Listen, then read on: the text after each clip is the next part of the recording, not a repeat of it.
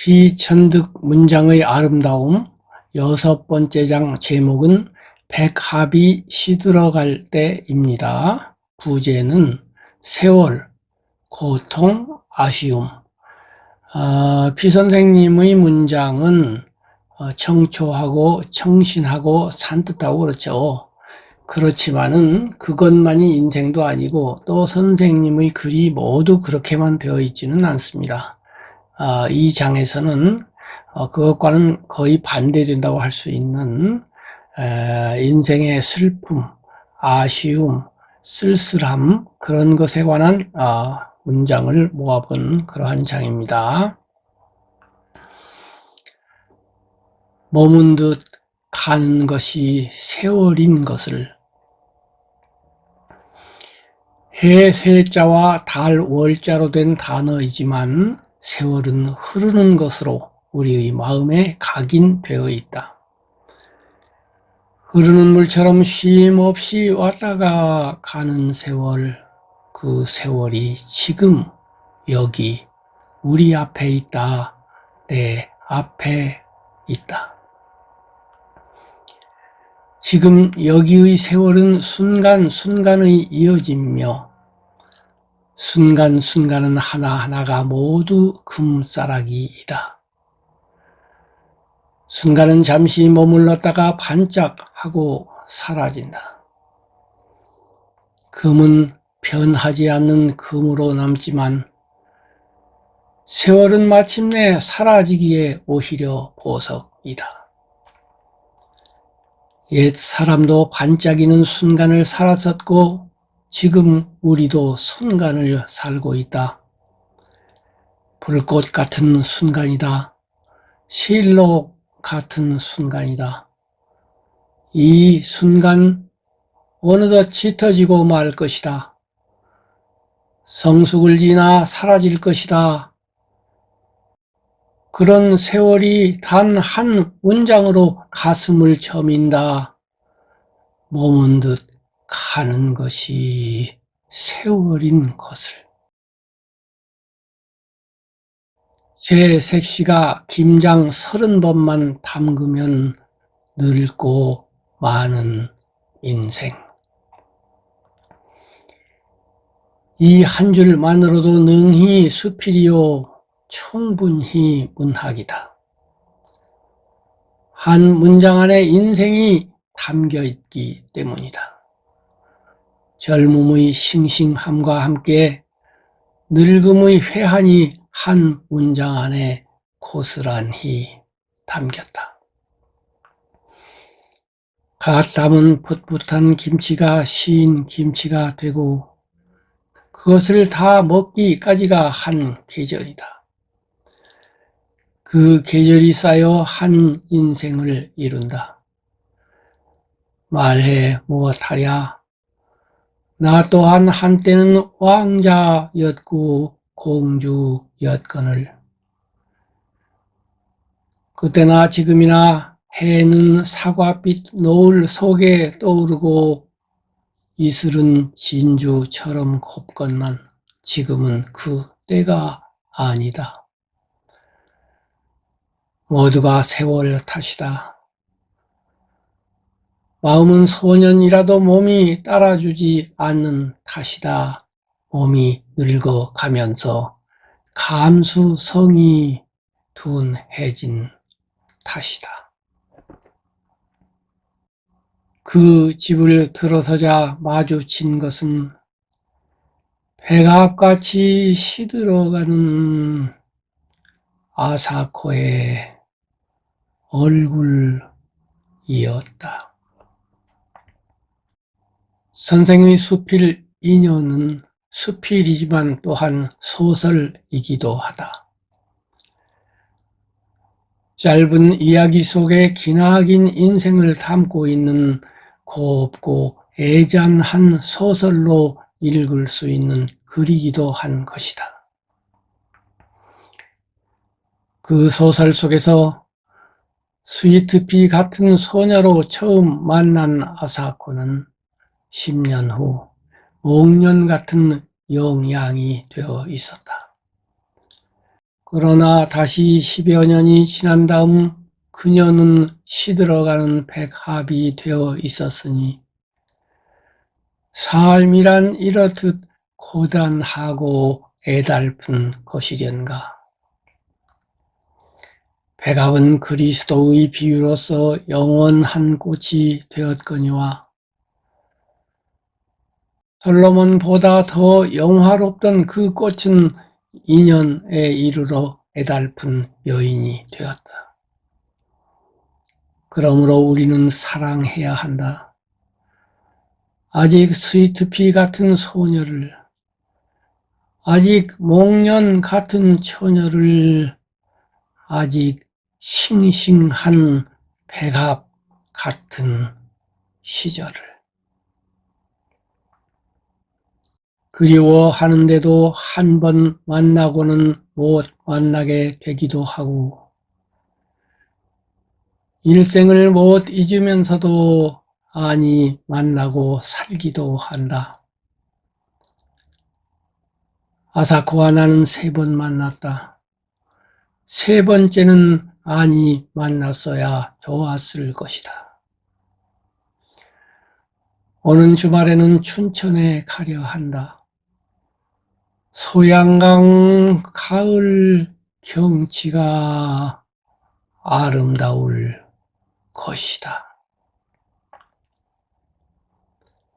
얼마 전에 KBS에서 금화 선생의 책을 소개할 때 아나운서가 인연을 앞부분과 끝부분을 제외하고 낭송하는 것을 보았다. 하지만 인연의 앞부분과 끝부분은 매우 중요하다. 춘천과의 인연, 그 인연이 성심여대와 관련이 있다는 것이 앞부분의 요지인데 공공기관에서 특정 대학을 내세우기가 못해서였다면 이해가 가지만 그를 위해서라면 이 문장을 읽는 편이 좋았을 것이다.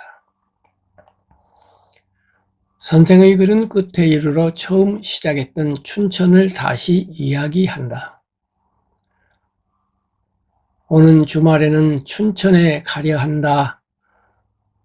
소양강 가을 경치가 아름다울 것이다. 라는 구절을 이끌어와 글을 마무리하는 것이다. 이 한 줄에 의해 애잔한 사건은 밝고 맑은 금화 본래의 독특성을 되찾게 된다. 비유하면 인연은 긍정이라는 액자에 담긴 애잔한 이야기이다. 첫 부분과 마지막 부분을 액자로 삼아 그 안에 아사코라는 이야기가 그림으로 그려져 있는 것이다. 이 비유에서 액자에 해당되는 첫 부분과 끝 부분은 애잔한 그림의 슬프고 처진 느낌을 밝고 긍정적인 것으로 끌어올려 중용의 상태로 회복시켜주는 역할을 한다. 애달픈 이야기를 애달게만 이야기하고 그친다면 그것은 금화답지 않다. 슬프되 상심하지 않는다는 것은 중용을 얻은 옛 현자의 말씀이거니와 금화 선생은 첫 구절과 마지막 구절을 통하여 슬픈 이야기를 상심하지 않는 다면한 경지로 끌어올리고 있는 것이다. 7번째 장 제목은 우리 아기 100일은 내일 모레예요 입니다. 부제로 너그러움, 유머, 위트. 선생님은 위트가 대단하십니다. 예전에 선생님께서 박연구수필가 유명하신 분이죠. 그분의 따님 주례를 보신 적이 있는데 저도 참석을 했었습니다. 정말 짧고 위트 넘치는 그러한 주례사였어요. 저는 지금까지 본 주례사 중에서 선생님의 주례사를 가장 인상 깊게 들었습니다. 그때 그 영상을 구할 수 있으면 참 좋겠고 그때 하신 말씀을 다 적을 수 있으면 좋겠는데 제 기억력이 거기에는 미치지 못해서 안타깝습니다. 아무튼 거기에 관한 선생님의 글과 거기에 붙인 저의 말을 들어보시겠습니다. 내가 행복한 생활을 해오기는 내조의 공이 큰 바 있다. 만약 불행히 그가 사교성이 있는 여자였더라면 나는 아마도 대관이 되었을 것이요. 화려한 생활이 어떤 것인지를 아는 영민한 여성이었더라면 내가 영어로 편지도 잘 쓰는 터이니 지금쯤은 큰 무역상이 되었을 것이다. 도연명은 팽택현령으로 80여일을 견뎠지만 선생이 대관이 되면 8일도 견디지 못할 것이다. 하물며 무역상이야 말할 나위가 있겠는가. 그럼에도 불구하고 이렇게 말하는 것은 대관과 무역상을 미워하지 않기 때문이다. 그들다운 점을 조금은 사랑하기 때문이다. 대관이 되어야 할 사람은 대관이 되어야 하고 무역상이 되어야 할 사람은 무역상이 되어야 한다. 국민 모두가 금화선생 같다면 우리나라는 강대국 사이에서 이리저리 차일지도 모르고 만성적인 무역 적자에 시달릴지도 모른다. 그러기에 우리는 대관과 무역상들을 위해 건배를 들어야 한다. 그들의 능력을 찬탄해야 한다. 그러나 한편 우리가 대자를 앞에 달지 못한 사실 또한 위안받아야 한다. 특히나 아내의 지극한 내조를 받고서도 대자를 앞에 달지 못한 점에 대해서. 그러나 아내 또한 위안받고 싶은 우리의 마음을 조금은 알아주리니 다행히도 그는 화려한 생활보다는 평범과 일상만으로 살아온 하루하루를 달고 이쁘게 여기는 여성이다. 우리에게 꼭 맞는 여성인 것이다. 30년 전 내가 상해에서 공부하던 시절 내 주위에는 서영이같이 소녀라기에는 좀 지났고 젊다고 하기에는 이른 코에드들이 있었다. 춤 잘 추는 M은 춤뿐이 아니라 그 아름다운 다리로 이름이 높았다. 모두들 그를 100만 달러 다리라고 불렀었다. 두 다리가 100만 달러였는지 한 다리가 100만 달러였는지는 아직 의문이다. 톰 소여의 모험으로 유명한 마크 트웨이는 유머와 풍자로도 유명하였다. 그가 어느 때 한 부자가 연 만찬회에 참석하였는데 주인은 음식을 내올 때마다 이것은 몇 달러짜리입니다. 이것은 몇 달러짜리입니다. 라고 금액으로 환산하기를 그치지 않았다. 주인장, 비위가 상한 트웨인이 마침내 외쳤다. 주인이 돌아보자 소설가가 말했다. 여기 포도 8달러어치만 보내주십시오. 늘씬한 다리를 보험에 드는 미인도 있는데 예전에 그런 제도가 있었더라면 선생의 의무는 일찌감치 풀렸을 것이다. 그러나 그렇지 않더라도 조금만 생각해보면 답을 알 수 있다. 미인은 대개 돈에게 시집가는 법이므로 그 남편을 보면 된다. 그녀의 남편이 재벌이라면 그녀의 두 다리가 100만 불이다. 재벌 2세라면 재벌 2세의 씀씀이는 재벌보다 크므로 그 경우는 한 다리가 100만 불이다. 주인이 1년에 한 번 오거나 하는 별장은 그 고요함을 별장지기가 향유하고 꾀꼬리 우는 푸른 숲은 산지기 영감만이 즐기기도 한다. 내가 어쩌다 능참봉을 부러워하는 것은 이런 여유에서 오는 것이다. 고요함을 즐길 줄 아는 별장지기와 산지기 영감이 과연 있을까? 혹 있다면 그는 숨어있는 현자일 것이다. 부자는 어쩌다 백이 숙제 같은 현자를 별장지기로 둘 때가 있다. 그런 부자의 별장지기가 되는 것도 나쁘지는 않을 것이다. 천하의 이름을 떨친 와룡 선생도 유황숙이 찾아오기 전까지 남양의 궁경 보위에 지나지 않았으니 때로 부잣집 갓난아이를 위해서 장명을 하거나 새로 짓는 농부의 집 상량문을 써주지 않았을까? 세조대왕이 산곡간에서 한 소년의 도움을 받아 등을 밀고 나서 어디 가서 왕의 등을 밀었다고 소문내지 말라고 하자 소년이 말하더란다. 대왕은 어디 가셔서 문수보살이 등을 밀어주더라고 말하지 마시오. 우리의 숨은 선비 또한 부자와 농부에게 말하리라. 행여 어느 고사가 이름을 지어주더라고 말하지 마시오. 라고. 그러면 그들은 웃으리라. 그 웃음을 보며 우리의 선비 또한 웃을 것이다. 그러나 그 두 웃음의 의미는 하늘과 땅처럼 멀 것이다.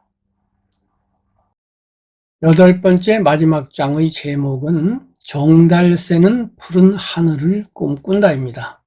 부제는 자유, 이상, 민주주의, 그러니까 정치와도 관련이 되는 그러한 내용이죠.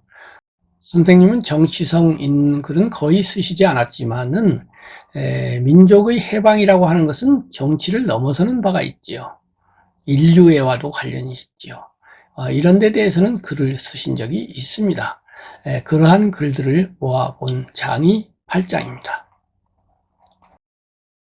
비록 갇혀 있는 새라 하여도 종달새는 공작이나 앵무와는 다르다.